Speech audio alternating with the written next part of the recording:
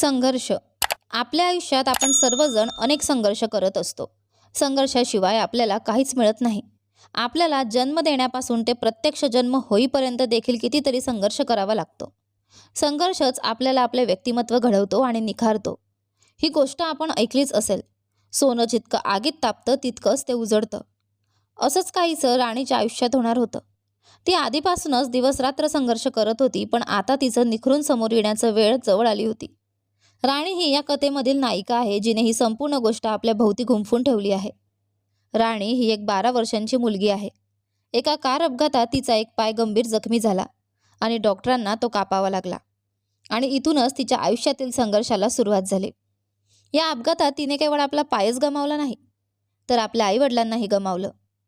उरला तो फक्त तिचा 8 वर्षांचा लहान भाऊ. आता राणी पूर्णपणे एकटीच होती, म्हणून ती आपल्या नानीसोबत राहू लागली. नानीची ही प्रकृती आता ढासळलेली होती, पण तरीही त्या दोन्ही मुलांना आईवडिलांची उणीव भासू दिली नाही. राणीची नानी खूप गरीब होती. रस्त्याच्या कडेला छोटे मोठे खेळणी विकून आपला आणि राणी व तिच्या भावाचा उदरनिर्वाह करत होती. आता राणीला एका चांगल्या शाळेऐवजी एका साध्या गावातील शाळेत जावं लागत होतं, ज्यामुळे तिच्या अडचणी अजून वाढणार होत्या. कारण पूर्वीच्या शाळेतले लोक तिला ओळखत होते. शिक्षक आणि तिथले विद्यार्थी तिच्याशी सहानुभूतीने वागत होते.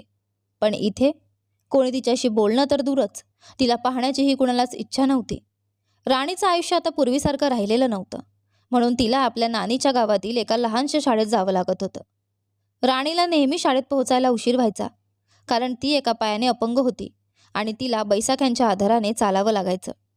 या बैसाख्यांमुळेच तिची शाळेत, रस्त्यावर आणि प्रत्येक ठिकाणी थट्टा केली जायची. वेगवेगळ्या टोमण्यांचा तिला सामना करावा लागायचा.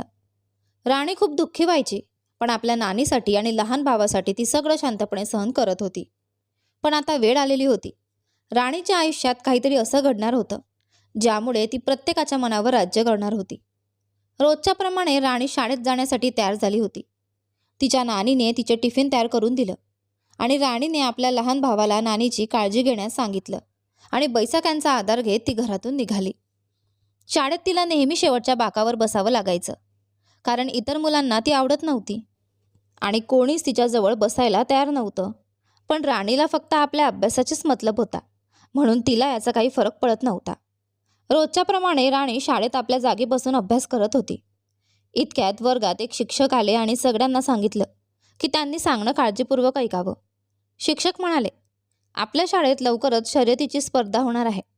ज्या विद्यार्थ्यांना भाग घ्यायचा आहे त्यांनी आपलं नाव नोंदवावं.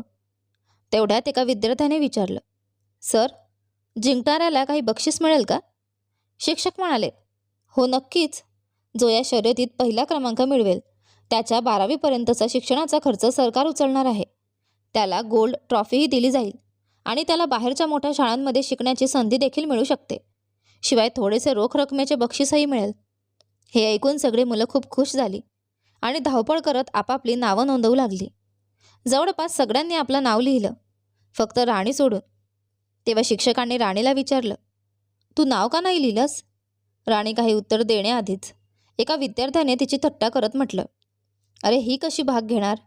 ही तर धावणं दूर, आधाराशिवाय एक पाऊलही चालू शकत नाही. सगळेजण हसायला लागले. मग शिक्षकांनी ओरडून सगळ्यांना शांत केलं आणि राणीला म्हणाले की त्यांना याबद्दल माहिती नव्हती. राणीने केवळ एक बनावटी हसू दिलं आणि विषय संपवून टाकला. शाळा सुटली आणि सगळे घरी गेले. राणीला रोजच बाहेरच्यांकडून अशा अनेक गोष्टी ऐकायला मिळायच्या, पण ती त्याकडे फार लक्ष देत नसे. पण आज ती खूपच निराश होऊन घरी परतली. तिचा लहान भाऊ तिला पाहून विचारतो, राणी दीदी, काय झालं? कोणी परत काही बोललं का? आपल्या भावाचं काळजीचं रूप न समजून तो रागाने म्हणाला, चल सांग ना दीदी, कुणी काय बोललं? मी त्यांना सोडणार नाही. तेव्हा राणी खोटं हसत त्याला समजावते, असं काही नाही झालं, फक्त थोडी थकले आहे म्हणून जरा आराम करेन. संध्याकाळ होत असते तेव्हा राणीची नानी खेळणी विकून लवकर घरी परतण्याचा प्रयत्न करते. ती मनात विचार करते, मुलं उपाशी असतील आणि माझी वाट पाहत असतील. लवकर जाऊन त्यांच्यासाठी काहीतरी बनवावं लागेल. घरी पोहोचल्यावर राणीचा लहान भाऊ नानीला सांगतो की आज राणी दीदी खूपच उदास आहे. हे ऐकून नानी ताबडतोब तिच्या खोलीत जाते. राणीला अशा अवस्थेत पाहून ती समजून जाते की आज काहीतरी विशेष झालं आहे. नानी राणीच्या डोक्यावर हात ठेवते आणि विचारते, काय झालं ग माझ्या राणीला? तेव्हा राणी मोठमोठ्याने रडायला लागते आणि रडता रडता तिने सगळा प्रसंग नानीला सांगते. नानी म्हणते, अरे एवढ्याशा गोष्टीने माझी राणी रडली? ते ऐकून राणी आश्चर्याने विचारते, हे एवढंसं कसं नानी? मी पण त्या शर्यतीत भाग घ्यायचं ठरवलं होतं. मला पण चांगलं शिकायचं आहे, ट्रॉफी मिळवायची आहे. त्या बक्षिसाच्या पैशातून मी माझ्या लहान भावाला चांगल्या शाळेत घालायचं आहे. पण मी हे सगळं फक्त स्वप्नातच करू शकते, प्रत्यक्षात नाही. तेव्हा नानी खूप प्रेमाने तिला समजावते. तुला कासव आणि सशाची गोष्ट माहीत आहे ना? ससा किती जलद धावतो आणि कासव फार हळू चालतं. पण शेवटी जिंकतो कोण? कासव. कारण त्याने संघर्ष करणं कधीच सोडलं नाही. त्याने समोरचा किती ताकदवान आहे हे पाहिलंच नाही. त्याला फक्त स्वतःवर विश्वास होता. बेटा, जिंकणं किंवा हरणं याला फारसं महत्त्व नाही. महत्त्वाचं असतं ते तुझा आत्मविश्वास, जो तुला तुझ्या संघर्षाच्या शेवटपर्यंत घेऊन जातो. आता जास्त विचार करू नकोस. तोंड धुवून बाहेर ये आणि जेवण कर, मग आराम कर. हे सांगून नानी तिच्या खोलीतून बाहेर जाते. राणीसमोर एक खूप कठीण निर्णय होता, जो घेण्याचं धाडस ती स्वतःमध्ये पाहत नव्हती. पण आजीच्या बोलण्याने राणीला खूप हिंमत मिळाली आणि तिने ठरवलं.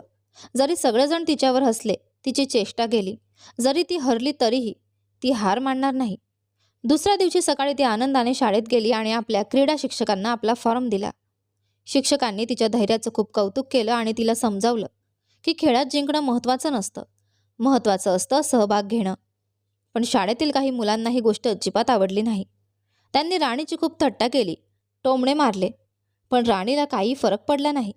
कारण जेव्हा एखाद्या व्यक्तीमध्ये संघर्ष करण्याचा आत्मविश्वास येतो, तेव्हा तिच्यासमोर कितीही मोठं संकट का उभं राहिलं, ती त्याला पार करूनच दाखवते. हाच आत्मविश्वास आणि जोश राणीच्या चेहऱ्यावर स्पष्ट दिसत होता. सगळ्या मुलांनी राणीला एक कमजोर स्पर्धक समजून तिच्याकडे फारसं लक्ष दिलं नव्हतं. पण एक होता, ज्याला राणीचं स्पर्धेत भाग घेणंही आवडत नव्हतं. बंटी. बंटी एका श्रीमंत सरपंचाचा लाडवलेला मुलगा. त्याच्या घरात पैसा, सत्ता, प्रतिष्ठा सगळं होतं आणि त्याला नेहमी डोक्यावर घेतलं गेलं होतं. म्हणूनच त्याला हरायचं अजिबात आवडत नव्हतं. आणि जेव्हा तो हरायचा, तेव्हा वडिलांच्या पैशांवर आणि पावरवर जिंकायचा. त्याने त्याच दिवशी राणीला खेळातून बाहेर काढायचं ठरवलं. तो वेगवेगळ्या क्लुप्त्या लावत होता, राणीला बाहेर फेकण्याचा प्रयत्न करत होता, पण प्रत्येक वेळी अपयशी ठरत होता. राणी मात्र निर्धास्तपणे सराव करत होती आणि उरलेल्या वेळेत अभ्यासही करत होती. शेवटी जेव्हा बंटी काहीच करू शकला नाही, तेव्हा तो वडिलांकडे गेला. त्याचे वडील हसून म्हणाले, जर ती खरंच काहीतरी चॅम्पियन असती तर मी समजून घेतो, पण एक अपंग मुलगी, तिच्यामुळे तुला भीती वाटते? ती एक मिनिटसुद्धा टिकणार नाही. बंटी त्यांना राणीच्या आत्मविश्वासाबद्दल समजावण्याचा प्रयत्न करतो, पण त्याचे वडील हे फारच हलकं घेऊन निघून जातात. काही दिवस गेले आणि शेवटी स्पर्धेचा दिवस उजाडला. सगळी मुलं तयार होऊन आली होती. बंटी तर काहीसा जास्त सज्ज झाला होता. त्याचं लक्ष खेळावर नव्हे तर राणीवर होतं, तिला हरवण्यावर. राणी आपली बैसाखी घेऊन हळूहळू येत होती, पण चेहऱ्यावर एक वेगळाच आत्मविश्वास दिसत होता. रेस सुरू होणारच होती. शिक्षकांनी सर्वांना जागा घ्यायला सांगितली. रेस सुरू झाली. सगळी मुलं जोरात धावत होती, पण राणी मात्र आपली पूर्ण ताकद लावत होती. तरीही ती सगळ्यांच्या मागे होती. जिथे काही मुलं एकमेकांचे मनोबल वाढवत होते, तिथे काही मुलं राणीचं मनोबल तोडण्याचा प्रयत्न करत होती. हळूहळू काही मुलं स्पर्धेतून बाहेर पडू लागली. कुणाला दुखापत झाली, कुणी थकलं, काही तर आपसात भांडायला लागले आणि मग शिक्षकांनी हस्तक्षेप केला. बंटी मात्र जोरात धावत राहिला आणि त्याने पहिली फेरी जिंकली. अजून 2 फेऱ्या बाकी होत्या. आता स्पर्धेत बंटी, 2 मुले आणि राणी उरले होते. दुसरी फेरी सुरू झाली. राणी आता थकली होती, पण तिच्या जिद्दीत कुठलाही फरक नव्हता. दुसऱ्या फेरीतही बंटी सर्वात पुढे होता. ती दोघं मुले त्याच्या मागे होती आणि राणी सगळ्यात मागे. काही वेळात ती दोघंही स्पर्धेतून बाहेर पडले. आता उरले फक्त बंटी आणि राणी. बंटीने दुसरी फेरीही जिंकली, पण आता त्याची चिंता वाढली होती, कारण तिसऱ्या फेरीत जो जिंकेल तोच विजेता ठरणार होता. फक्त बंटी आणि राणी उरले होते. फेरी सुरू होण्याआधी बंटी राणीसमोर उभा राहून म्हणाला, काही झालं तरी मी तुला ही स्पर्धा जिंकू देणार नाही. राणी फक्त त्याच्याकडे पाहत राहिली, काहीच बोलली नाही, कारण तिचं संपूर्ण लक्ष रेसवर होतं. तिसरी फेरी सुरू झाली. आता राणीची गती थोडी वाढली होती, पण बंटीच्या वेगाशी तुलना नव्हतीच. बंटीला हे पाहवत नव्हतं. तो हळूहळू तिच्या जवळ आला आणि पाय अडवून तिला पाडून दिलं. राणी जमिनीवर कोसळली. तिची बैसाखी तुटली होती, गुडघे घासले गेले होते, चप्पल फाटली होती आणि तिच्या पायांतून रक्त येत होतं. आता राणीमध्ये उभं राहण्याचीही ताकद उरलेली नव्हती आणि तिला मदत करायला कोणीही नव्हतं. तर काय, आता राणी पाय मागे घेईल की तिची हिंमत तुटेल. बंटीचे हे कृत्य सर्व प्रेक्षकांनी, शिक्षकांनी, बाहेरून आलेल्या पाहुण्यांनी सगळ्यांनी पाहिलं होतं आणि याची जाणीव बंटीला देखील होती. पण त्याला खात्री होती की त्याचे वडील सगळं सांभाळून घेतील, म्हणून त्याने मनात येईल ते करत राहिला. पण आता सगळ्यांच्या नजरा राणीवर होत्या, कारण जिथे एकीकडे लोक तिची थट्टा करत होते, तिथे आता ती गंभीरपणे जखमी झाली होती. सर्वांना वाटलं की आता राणी धावू शकणार नाही. पण राणीने आपल्या आत्मविश्वासाने सगळ्यांना चुकीचं ठरवलं. तिच्या पैसाक्या तुटल्या होत्या. आता तिच्याकडे उभं राहण्याचाही आधार नव्हता आणि कोणीही तिची मदतही करू शकत नव्हतं. तरीसुद्धा राणी स्वतःला उठवत होती. ती एक पाऊलसुद्धा चालू शकत नव्हती, तरी ती पडत पडत पुढे सरकत होती. तिच्या जखमेवर पुन्हा पुन्हा इजा होत होती, पण ती थांबत नव्हती, फक्त पुढेच चालत होती. राणीचा हा आत्मविश्वास पाहून जे लोक तिची थट्टा करत होते, तेच आता तिची हिंमत आणि जिद्द पाहून मैदानभर तिच्या नावाचा जयघोष करू लागले. बंटीने मागे वळून हे दृश्य पाहिलं तर तो चकित झाला. एका तंदुरुस्त, दोन्ही पायांनी चालू शकणाऱ्या बंटीला राणीचा आत्मविश्वास थक्क करून गेला. त्याचे पाय जणू मागे सरकत होते. राणीची अवस्था पाहून तो सगळं विसरून गेला होता. आणि राणी हळूहळू करत शेवटपर्यंत पोहोचली आणि तिने तिसरी फेरी जिंकून रेस स्पर्धेची विजेती होण्याचा मान पटकावला. बंटीला शुद्ध येईपर्यंत खूप उशीर झाला आणि तो हात चोळत राहिला. राणीच्या विजयावर सर्वजण उभे राहून टाळ्या वाजवू लागले. लहान मोठे, शिक्षक, अगदी बंटीचे वडीलही, जे या गावचे सरपंच होते, त्यांनीही उभे राहून टाळ्या वाजवल्या. मग बक्षीस वितरणाचा क्षण आला. राणी हे सर्व पाहून खूप आनंदी होती, कारण ज्या दिवसापासून तिच्या पायाला दुखापत झाली होती आणि ती अपंग झाली होती, त्या दिवसापासून कोणी तिच्याशी बोललेही नव्हते. त्यामुळे आजच सर्व तिच्यासाठी सर्वस्वासारखं होतं. तिला ट्रॉफी मिळाली आणि ही ट्रॉफी तिला बंटीच्या वडिलांनी, म्हणजेच गावच्या सरपंचांनी स्वतः दिली. त्यांनी विचारलं, बेटी, तू इतकी लहान असूनही असा संघर्ष केलास, जो मोठे मोठे लोकही करताना घाबरतात, आणि असा आत्मविश्वास दाखवला जो फार थोड्या लोकांमध्ये असतो. तेव्हा राणीने तिच्या विजयाचं कारण सांगितलं, ज्यामुळे बंटी अवाक झाला. राणी म्हणाली, मला हे माहीत नव्हतं की मी जिंकेन की नाही, पण मला फक्त एक प्रयत्न करायचा होता आणि ती हिंमत मला माझ्या आजीने दिली.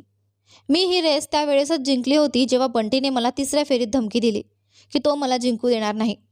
कारण बंटी तर माझ्यासारखा अपंग नाही, तो व्यवस्थित धावू शकतो. पण जेव्हा त्याला माझ्या अपंग असतानाही माझ्या जिंकण्याची भीती वाटते, तेव्हा मला स्वतःवर आत्मविश्वास ठेवून जिंकणं आलंच पाहिजे. मी पडूनही धावण्याची हिंमत बंटीच्या त्या बोलण्यामुळेच केली आणि म्हणून मी जिंकले. हे ऐकून बंटीला आपल्या बोलण्याची आणि वागण्याची खूप लाज वाटली. तो तिथून शांतपणे निघून गेला आणि चौफेर फक्त राणीच्या नावाचा गजर ऐकू येऊ लागला. अशा प्रकारे राणीच्या आत्मविश्वासाच्या जोरावर आपला संघर्ष जिंकलाच. आपल्यालाही आपल्या आयुष्यात संघर्षापासून कधीही पळू नये. पळायचं असेल तर संघर्षासोबत पळावं आणि मग त्याला मागे टाकून पुढे निघून जावं. कधीकधी आपण स्वतःवर इतका विश्वास ठेवत नाही जितका दुसरे आपल्यावर ठेवतात. म्हणून स्वतःसाठी नाही, तर निदान इतरांच्या विश्वासासाठी तरी आपण प्रयत्न करत राहायला हवा. तर आशा आहे की तुम्हाला आजची ही छोटीशी कथा आवडली असेल. कथा कशी वाटली कमेंट करून नक्की सांगा. कथा आवडली असेल तर व्हिडिओला लाईक करा. तुम्ही चॅनलवर नवीन असाल तर सबस्क्राईब करा.